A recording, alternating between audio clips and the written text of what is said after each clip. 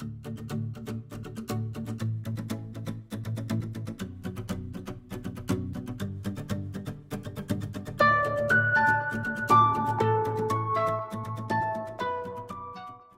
suis le docteur Valentin Claude, je suis pédiatre et je suis philosophe.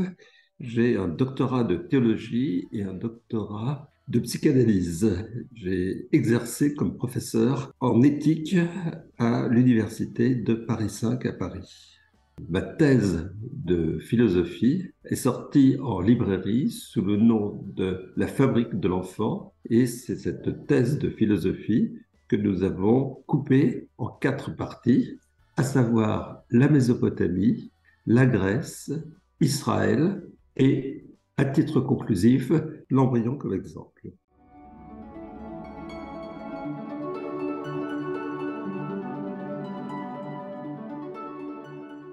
Pourquoi le choix de la Mésopotamie?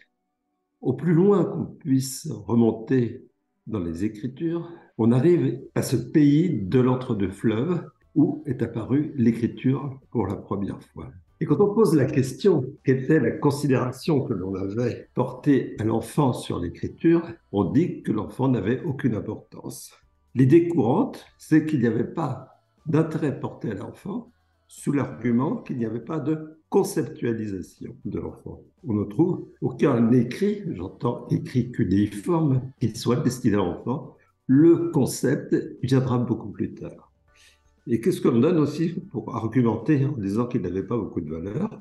C'est qu'il était sujet à l'abandon, à l'esclavage, et qu'on le faisait travailler dès le plus jeune âge. C'est-à-dire qu'on avait conscience qu'il y avait une entité morphologique qui était différente. Il y a un proverbe mésopotamien, il dit « Pas une fois, le pauvre ne doit lever sa main sur l'enfant. Il le traite toujours comme un trésor. » Alors trésor, souvent, il était dit, c'était au sens économique.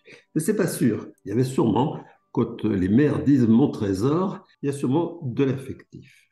Le deuxièmement, c'est le cure et le care, dans les attributs que l'on donne dans un langage un peu anglo-saxon. La manne, les soins que l'on donne à l'enfant, la nourriture, l'éducation, montrent au contraire qu'on avait porté un certain intérêt à l'enfant. Et le quatrième point qui va donner une argumentation en disant qu'il y avait un intérêt qui était porté à l'enfant, c'est qu'on a retrouvé des écrits où il est fait allusion à l'enfant.